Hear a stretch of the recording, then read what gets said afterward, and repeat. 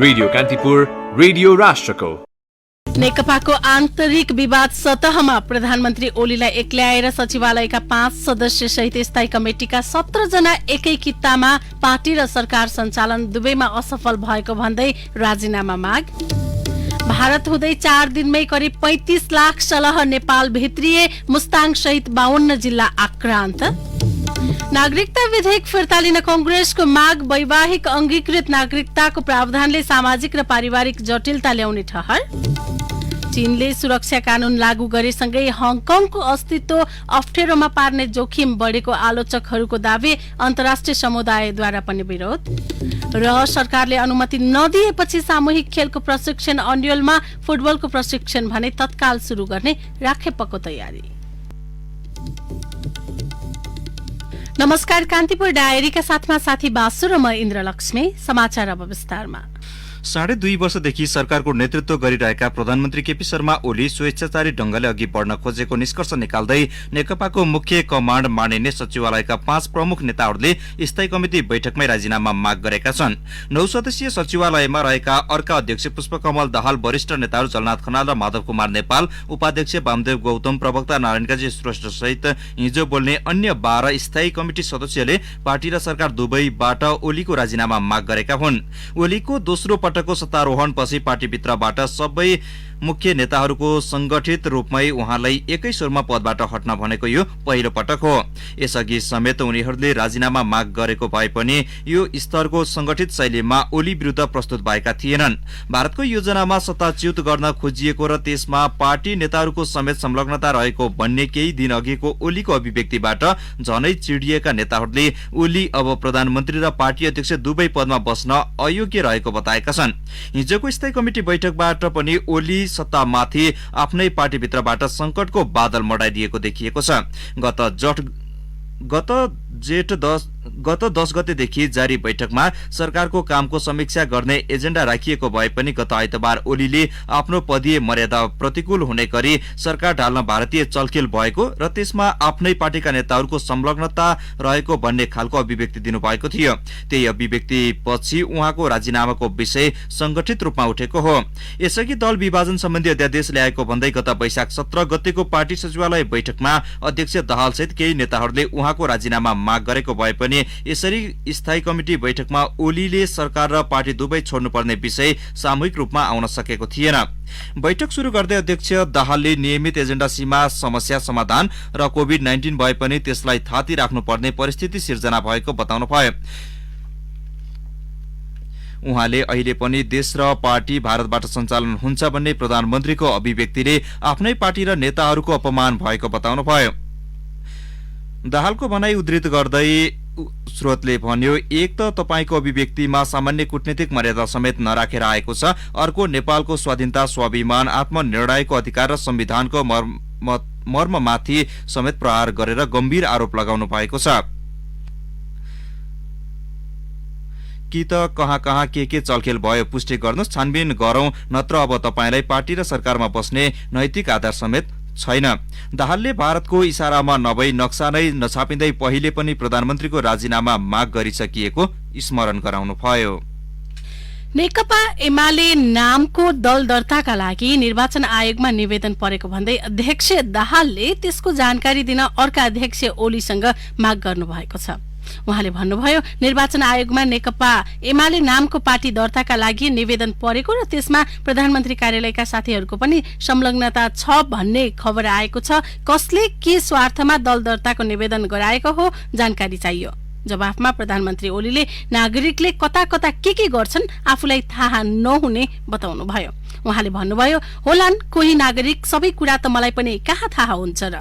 ओलीले गोपाल किरातीले पनि नेकपा माओवादी केन्द्र दर्ता गराएका छन्, मैले त केही भनेको छैन भन्दै प्रश्न गर्नुभयो। झापाकी सन्ध्या तिवारीको अध्यक्षतामा एमाले पार्टी दर्ताका लागि निर्वाचन आयोगमा आवेदन दिएको भन्ने सूचनापछि बैठकमा छलफल भएको प्रवक्ता नारायण काजी श्रेष्ठले बताउनुभयो।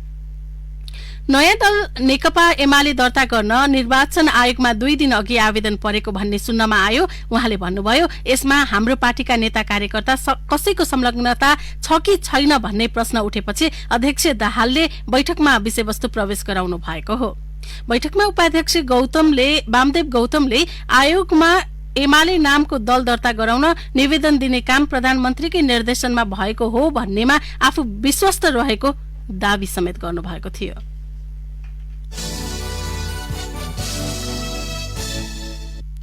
भारतबाट 4 दिनमा करिब 35 लाख सलह भित्रिएका छन्। पछिल्लो समय ठूलो झुण्डमा सलह भित्रिरहेको प्लान्ट क्वारेन्टिन तथा विषादी व्यवस्थापन केन्द्रले जनाएको छ। केन्द्र प्रमुख सहदेव प्रसाद हुमागाईले भन्नुभयो, 1 वर्ग किलोमिटरमा करिब 1 करोड़ हुन्छन्, त्यही आधारमा करिब 35 लाख सलह भित्रिएको अनुमान गरिएको छ।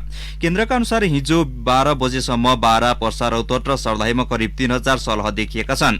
यी सलह पहाड़तर्फ जाने क्रममा छन्। महोत्तरीमा केही मात्रामा देखिए पनि संख्या यकिन हुन सकेको छैन। मकवानपुरमा करिब 10 लाख रहेको केन्द्रले जनाएको छ। त्यहाँ सलह करिब 1000 रोपनी मकै बालीमा पसेका छन्। पानी पर्दा भने नजिकैको जंगलमा जाने गरेका छन्। चितवनमा करिब 1 लाख रहेको अनुमान गरिएको छ। सिन्धुलीमा 2 देखि 3 लाख सलह जंगलमा पसेका छन्। रामेछाप र काभ्रेमा देखिएको सलहको संख्या अझै यकिन भएको छैन। रूपन्देहीमा शनिबार 5 देखि 7 लाख, पाल्पामा 4 देखि 5 लाख, स्याङ्जामा 50,000 सलह रहेको केन्द्रले जनाएको छ। दाङमा करिब 4000 छन्। कपिलवस्तुमा 7000 सलह थिए। आइतबार पुनः 8 देखि 10 लाख सलह छिरेका छन्। प्युठानमा 1000, कास्कीमा 1 देखि 2 लाख, पाँचथर र कैलालीमा 100 छन्। सलह 52 भन्दा बढी जिल्लामा फैलिसकेको प्राविधिक कार्य दलका संयोजक समेत रहेका हुमागाई बताउनुहुन्छ। भारतबाट प्रवेश गरेको सलह तराई पहाड़ हुँदै हिमाली जिल्लासम्म पुगेको छ। उहाँले भन्नुभयो, खोटाङ, भोजपुरदेखि हिमालपारीको जिल्ला मुस्ताङमा समेत सलह देखियो। चिसो ठाउँमा हुनु नपर्ने हो, तर देखियो। सलहको संख्या बढ्दै गएकाले पहाड़का किसानलाई दुःख भएको उहाँले बताउनुभयो। पानी रहँदा सबै सलहको झुण्ड खेतबारीमा पुगेको छैन। पश्चिम भारततर्फ सलहको ठूलो समूह देखिएको प्लान्ट क्वारेन्टिन तथा विषादी व्यवस्थापन केन्द्रका सूचना अधिकारी रामकृष्ण सुवेदीले जनाउनुभयो। त्यसैले केही झुण्ड अझै आउने सम्भावना छ। काठमाडौँ उपत्यकामा पनि हिजो सलहको ठूलो झुण्ड देखिएको छ। बेलुका पौने 6 बजेतिर दक्षिण भेगबाट सलह स्वयम्भू हुँदै नागार्जुनतर्फ गएको प्राविधिक कार्यदलका संयोजक हुमागाईले जानकारी दिनुभयो। यस्तै रूपन्देहीमा सम्भावित जोखिम न्यूनीकरणका लागि गैडाहवा गाउँपालिका सलह संकलन गरेर ल्याउनेलाई 50 रुपियाँ प्रति किलोका दरले रकम उपलब्ध गराउने निर्णय गरेको छ। तराईमा वर्षाका बेला काग, चिल जस्ता उडिरहने भएकाले तिनले समेत किरा मार्न सघाउने उहाँले बताउनुभयो।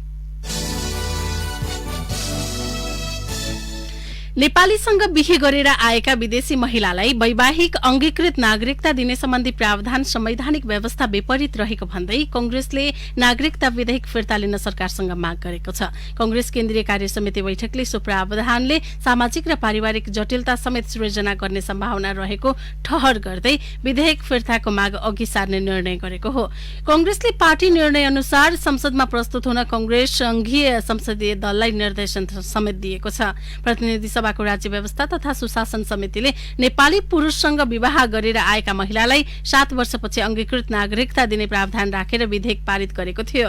राज्य व्यवस्था समितिमा कंग्रेसका सांसदले वैवाहिक अंगीकृत नागरिकताका सम्बन्धमा फरक मत राखेका थिए। समितिले अघि बढाएको विधेयकको सो प्रावधानलाई लिएर कंग्रेसले प्रदेश 2 मा प्रदर्शन समेत गरिरहेको छ। यसैबीच कंग्रेस केन्द्रीय कार्य समितिमा महाधिवेशन आगामी फागुनमै गर्न प्रस्ताव ल्याइएको छ। कोभिड-19 संक्रमणका कारण 3 महिना भन्दा बढी समय पार्टीका गतिविधि ठप्प भए पनि महाधिवेशन नसार्ने प्रस्ताव आएको हो। यसबारे बुधबार केन्द्रीय कार्य समितिमा निर्णय हुनेछ। कान्तिपुर डायरीमा अब ब्रेकको पालो। कान्तिपुर डायरीमा अब बाँकी प्रसंग। प्रतिनिधि सभाको राज्य व्यवस्था तथा सुशासन समितिले अन्य सेवाबाट पनि परराष्ट्र मन्त्रालयको सचिव बन्न सक्ने बाटो खोलिदिएको छ। समितिले बहुमतबाट पारित गरेको संघीय निजामती सेवा विधेयक हुबहु प्रतिनिधि सभा र राष्ट्रिय सभाबाट पारित भए इन्जिनियर, न्याय, वन, प्रशासन सेवा र अन्य विविध सेवाका सचिव परराष्ट्र मन्त्रालयको सचिव हुन सक्नेछन्। समितिले पारित गरेको यो प्रावधानको परराष्ट्र सेवाका कर्मचारीले विरोध गरेका छन्। कूटनीतिज्ञहरूले पनि यसलाई त्रुटिपूर्ण भनेका छन्। समितिले पारित गरेको विधेयकको दफा 5 को उपदफा 5 मा भनिएको छ, उपदफा 4 मा जुनसुकै कुरा भए पनि राजपत्राङ्कित विशिष्ट श्रेणीका कुनै कर्मचारीलाई नेपाल सरकारको नीति तथा कार्यक्रम कार्यान्वयनका लागि विशेष जिम्मेवारी दिनु पर्यो वा राजपत्राङ्कित विशिष्ट श्रेणीको कुनै कर्मचारीको काम कारबाही वा आचरणका कारण सम्बन्धित सेवाको पदमा राख्न उपयुक्त नभए नेपाल सरकारले नेपाल परराष्ट्र सेवाका राजपत्राङ्कित विशिष्ट श्रेणीका कर्मचारीलाई राजपत्राङ्कित विशिष्ट श्रेणीको अन्य पदमा वा अन्य राजपत्राङ्कित विशिष्ट श्रेणी श्रेणीको कर्मचारीलाई नेपाल परराष्ट्र सेवाको राजपत्राङ्कित विशिष्ट श्रेणीको पदमा खटाउन सक्नेछ।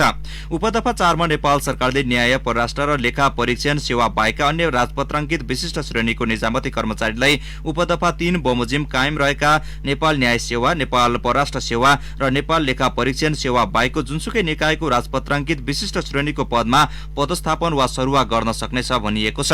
उपदफा 3 मा नेपाल न्याय सेवा, नेपाल परराष्ट्र सेवा, नेपाल लेखा परीक्षण सेवा र अन्य राजपत्राङ्कित विशिष्ट श्रेणीमा रहने पदहरू तोकिए बमोजिम हुने उल्लेख गरिएको छ।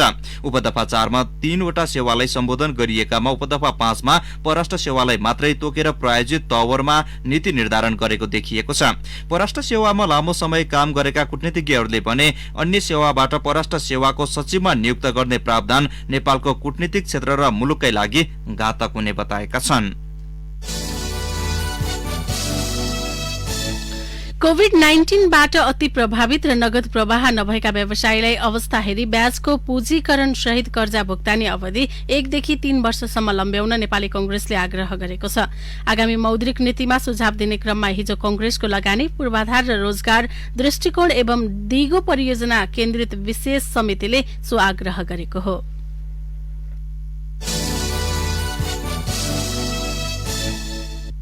अर्थमन्त्री युवराज खतिवड़ाले भन्सार महसुल बढाइएकै कारण इन्धनको मूल्यमा असर नपर्ने दावी गरिरहे पनि मूल्य बढेको छ। आर्थिक वर्ष 2077-78 को बजेटमा पेट्रोल, डिजेल र मट्टीतेलमा लगाइँदै आएको भन्सार शुल्कमा थप 10 रुपियाँ बढाइएको छ। पेट्रोलमा प्रति लिटर 15 रुपियाँ 20 पैसा भन्सार शुल्कबाट 25 रुपियाँ 20 पैसा, डिजेल र मट्टीतेलमा प्रति लिटर 2 रुपियाँबाट बढाएर 12 रुपियाँ पुर्याइएको छ। उच्च महसुल र अन्तर्राष्ट्रिय बजारमा भएको मूल्य वृद्धिका कारण नेपालमा इन्धनको मूल्य बढेको हो। नेपाल आयल निगमले हिजो पेट्रोलमा प्रति लिटर 5 रुपियाँ, डिजेलमा 2 रुपियाँ र मट्टीतेलमा 2 रुपियाँ बढाएको निगमका प्रवक्ता विनितमणि उपाध्यायले बताउनुभयो। सरकारले केही महिना अघि पूर्वाधार करमा 5 रुपियाँ थपेर 10 बनाएको थियो। पूर्वाधार कर र भन्सार शुल्क वृद्धिले उपभोक्तालाई भार नपर्ने तर तस्करी नियन्त्रण हुने सरकारले दावी गरेको थियो। बजेट भाषणको 1 महिना नबित्दै सरकारले इन्धनको मूल्य बढाएको हो। मन्त्री परिषदले गत चैत्र 16 गते कोरोना नियन्त्रण गर्न आवश्यक स्वास्थ्य सामग्री नेपाली सेना मार्फत खरिद गर्ने निर्णय लियो। त्यतिबेला नेपालमा कोरोना संक्रमितको संख्या 5 जना मात्रै थियो। सेनाले चीन सरकारले तोकिदिएको चाइना सिनोफार्म इन्टरनेशनल कर्पोरेसनबाट वैशाख 7 मा औषधि र स्वास्थ्य सामग्री किन्ने सम्झौता गर्दा संक्रमितको संख्या बढेर 30 पुगेको थियो। सिनोफार्मलाई भोलिपल्टै 2 अर्ब 26 करोड़ रुपियाँ भुक्तानी दियो, तर सामान तत्कालै आएन। सम्झौता भएको 27 दिनसम्म कुर्नु पर्यो। त्यतिन्जेल संक्रमितको संख्या ह्वात्तै बढेर 278 पुगिसकेको थियो, जुन क्रम अहिलेसम्म रोकिएको छैन। सरकारले रकम भुक्तानी गरेको सामान चीनमै अड्किए भयो, तर यता नेपालमा संक्रमितको संख्या दिनदिनै बढिरह्यो। यस मामिलाबारे जानकार उच्च स्रोतले कान्तिपुरलाई भन्यो, सामान आइहाल्छ भनेर हामीले पैसा पनि तुरुन्त पठाएका थियौं, तर त्यो समयमा नआउँदा अहिले समस्या परेको छ।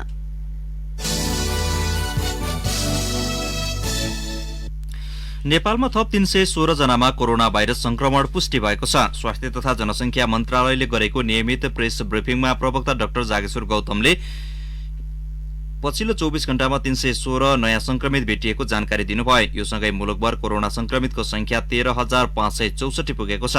हिजो सप्तरीका 25, सिराहाका 10, उदयपुरका 2, झापाका 5, सुनसरीका 2, सङ्खुवासभाका 3, धनुषाका 3, रौतहटका 7, महोत्तरीका 29, अछामका 27, बाजुराका 51, काठमाडौँका 12, स्याङ्जाका 4, गुल्मीका 1, सिन्धुपाल्चोकका 2, गोर्खाका 1, सर्लाहीका 8, भक्तपुरका 1, बागलुङका 1 र डडेलधुराका 3 जनामा संक्रमण देखिएको हो।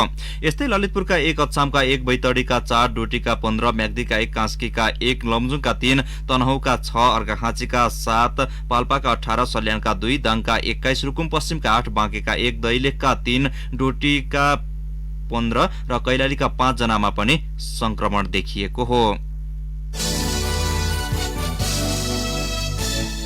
ट्याक्सी चलाउन पाउनुपर्ने मागसहित ट्याक्सी व्यवसायीहरू आन्दोलनमा उत्रिएका छन्। लकडाउन लम्बिँदै जाँदा रोगको त्रास, भोकको पीडा र ऋणको तनाव बढेको भन्दै उनीहरू सड़कमा उत्रिएका हुन्। ट्याक्सी चालक र व्यवसायीलाई बाँच्न देऊ, राज्यको दोस्रो एम्बुलेन्सको दर्जामा रहेका ट्याक्सी सञ्चालन गर लगायतका माग लेखिएका प्लेकार्ड बोकेर हिजो उनीहरू आन्दोलनमा उत्रिएका हुन्। उनीहरूले रोगले नभई भोकले मर्न पर्ने अवस्था आएकोले ट्याक्सी सञ्चालन गर्न दिन पटक पटक माग गरिरहेका छन्।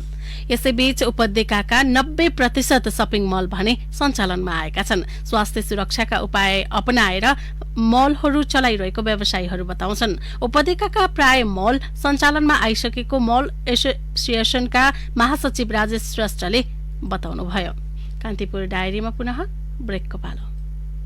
कान्तिपुर डायरीमा अब आर्थिक प्रसंग। गत चैत्यता वाणिज्य बैंकहरूको निक्षेप 1 खर्ब 13 अर्ब भन्दा बढ्दा कर्जा प्रवाह भने 36 अर्ब रुपियाँ घटेको छ। यो गत शुक्रबारसम्मको तथ्याङ्क हो। लकडाउनमा आर्थिक गतिविधि ठप्प भएपछि बैंक तथा वित्तीय संस्थामा निक्षेप बढेको थियो। यो अवधिमा कर्जा प्रवाह भने भएन। नयाँ कर्जा प्रवाह नभएको र भएको कर्जा पनि असुली भएपछि लगानीमा रहेको कर्जा घटेको राष्ट्र बैंकले जनाएको छ। गत चैतसम्म वाणिज्य बैंकहरूको कुल निक्षेप 31 खर्ब 89 अर्ब रुपियाँ रहेको राष्ट्र बैंकको तथ्याङ्क छ। गत शुक्रबारसम्म यो बढेर 33 खर्ब 2 अर्ब रुपियाँ पुगेको छ। चैतमा बैंकहरूको लगानीमा रहेको कर्जा प्रवाह 28 खर्ब 45 अर्ब रुपियाँ थियो। गत शुक्रबारसम्म लगानीमा रहेको कर्जा घटेर 28 खर्ब 9 अर्ब रुपियाँमा झरेको छ। नयाँ कर्जा माग नभएपछि बैंक तथा वित्तीय संस्थामा लगानी योग्य रकम बढ्न थालेको छ। अहिले सरकारी खर्च र रेमिटेन्स बढेको, अघिल्ला महिनाको तुलनामा रेमिटेन्स बढेको, तर कर्जा माग नभएकाले बैंक तथा वित्तीय संस्थामा लगानी योग्य रकम थुप्रिएको बताइएको छ। महिला वर्गमा हुने ब्रेस्ट, युटरस, ओभरी, सर्भिक्स जस्ता क्यान्सर र अरू घातक रोगको जोखिम बढ्दै गएको छ। यसले हामीलाई शारीरिक तथा मानसिक असर मात्र नभई हाम्रो परिवारमाथि ठूलो आर्थिक प्रभाव पनि पार्न सक्दछ। यस्ता अवस्थाबाट बच्नको लागि हामीले स्वास्थ्यमा खास ध्यान दिई नियमित रूपमा स्वास्थ्य परीक्षण गर्नुका साथै यस्ता घातक रोग विरुद्ध मिल्ने बीमा योजना लिनुपर्छ। यो सबै कुरा ध्यानमा राखी मेट लाइफले ल्याएको छ लाइफ केयर, महिला सम्बन्धित 10 घातक रोगहरू विरुद्ध रक्षा वरण र आर्थिक सुरक्षा सहितको जीवन बीमा। थप जानकारीको लागि एलसी टाइप गरी 32288 मा एसएमएस पठाउनुहोस्। मेट लाइफ, तपाईसँगै जीवनमा अघि बढ्दै। अब अन्तर्राष्ट्रिय प्रसंग। चीनले हङकङका लागि एक विवादास्पद सुरक्षा कानून लागू गरेको छ। चीनी राष्ट्रपति सी जिनपिङले मंगलबार हस्ताक्षर गरेसँगै कानून लागू भएको हो। तर आलोचकहरूले भने नयाँ कानूनले हङकङको अस्तित्वलाई अप्ठ्यारोमा पार्ने जोखिम निकै बढेको दावी गरेका छन्। उनीहरूले त्यसको तीव्र विरोध समेत गरेका छन्। यस्तै चीनले गत महिनामा सो कानून ल्याउने घोषणा गरेपछि अन्तर्राष्ट्रिय समुदायले पनि त्यसको खुलेर विरोध गरिरहेको छ। यूके, युरोपेली संघ र नेटोले नयाँ कानूनको विरोध गरेका हुन्।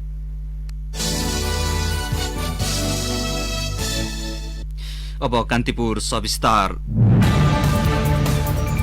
कान्तिपुर सविस्तार। कोरोना महामारी र लकडाउनसँगै सामूहिक खेलका खेलाड़ीहरू 4 महिना बढी समयदेखि मैदान उत्रन पाएका छैनन्।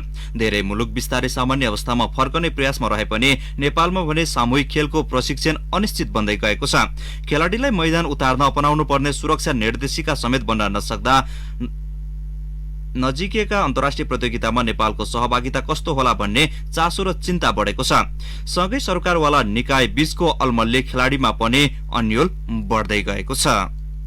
ग्राउन्ड फिटनेस र अब घरमा गरेको फिटनेस अर्कै हुन्छ हैन। उसो पनि चिन्ता छ हामीलाई पनि। अब एकैचोटि फेरि ग्राउन्डमा खेल्दाखेरि हाम्रो पर्फर्मेन्स कस्तो हुने हो, हाम्रो टिमको पर्फर्मेन्स कस्तो हुने हो भन्ने चिन्ता छ। म लगायत सम्पूर्ण कोचहरूलाई, एन्फाको मान्छेहरूलाई नि चिन्ता चाहिँ छ। र चिन्ता चाहिँ छ हामीलाई अब आउने आगामी गेमहरुमा हाम्रो पर्फर्मेन्स पहिला जस्तो नहुने हो कि भन्ने चिन्ता चाहिँ एकदमै छ। राष्ट्रिय फुटबल टिमका भरपर्दा खेलाडी सुजल श्रेष्ठको झैं सामूहिक खेलका अधिकांश खेलाडीको चिन्ता एउटै छ। लामो समय मैदानमा प्रशिक्षण गर्न नपाएपछि घरकै अभ्यासले मैदान उत्रन कठिन हुने उनीहरू बताइरहेका छन्। घरेलु खेलकुदका सरकारवाला निकायहरू पनि खेलाडीको प्रशिक्षण सुरु गर्ने तयारीमा छन्, तर सरकारबाट अनुमति प्राप्त हुन नसक्दा अन्यल बढ्दो छ। एन्फा प्रवक्ता किरण राई: हामीले सरकारसँग अब अनुरोध गरिरहेका छौँ, कम्तीमा सामाजिक दूरी कायम गरेर भए पनि प्रशिक्षणको लागि हामीले अनुरोध गरेका छौँ र केही समय पछाडि अनुमति प्राप्त गर्यौँ भने हामी प्रशिक्षण सुरु गर्ने हामी तयारी त गरेका छौँ। तर अब यो कोरोनाको जो स्थिति छ, यो स्थितिको कारणले गर्दाखेरि यसै भन्न सक्ने स्थिति स्थिति छैन। राष्ट्रिय खेलकुद परिषद राखेपाले व्यक्तिगत खेलका खेलाडीको प्रशिक्षण सुरु गरिसके पनि सामूहिक खेलको प्रशिक्षणमा फुटबल, क्रिकेट, भलिबल लगायत आबद्ध खेलाडीहरूमा चिन्ता थपिएको छ।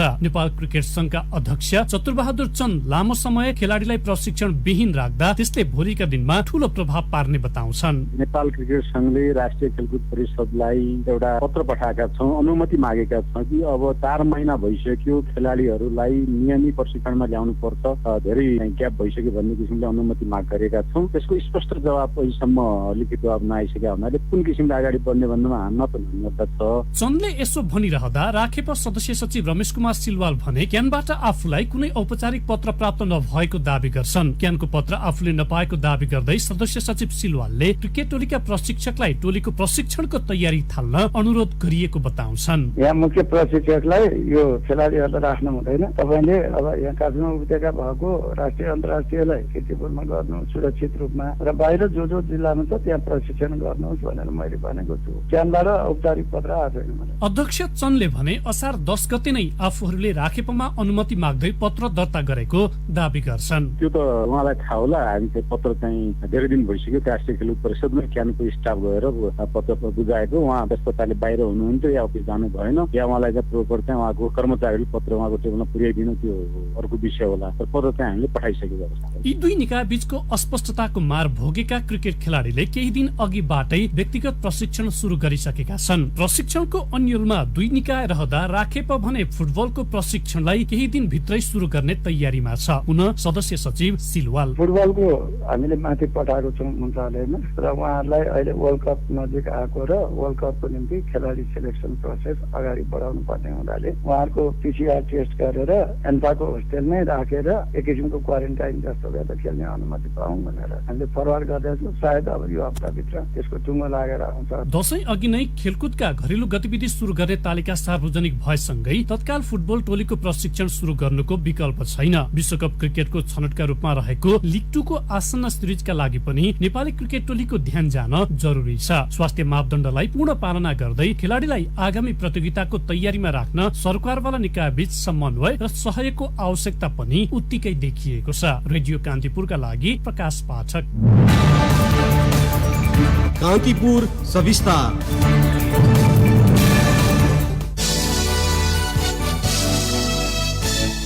अब मौसम सम्बन्धी जानकारी। अहिले काठमाडौँ उपत्यका लगायत मुलुकभर मौसम आंशिकदेखि सामान्य बदलिरहेको छ। सुदूरपश्चिम र प्रदेश 2 का थोरै स्थानमा वर्षा भइरहेको मौसम पूर्वानुमान महाशाखाले जनाएको छ।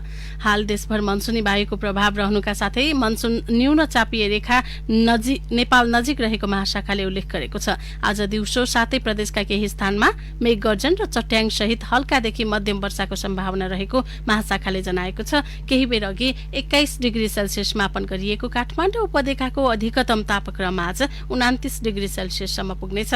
सूर्योदय बिहान 5 बजेर 12 मिनेटमा भयो भने सूर्यास्त भरे साँझ 7 बजेर 4 मिनेटमा हुनेछ।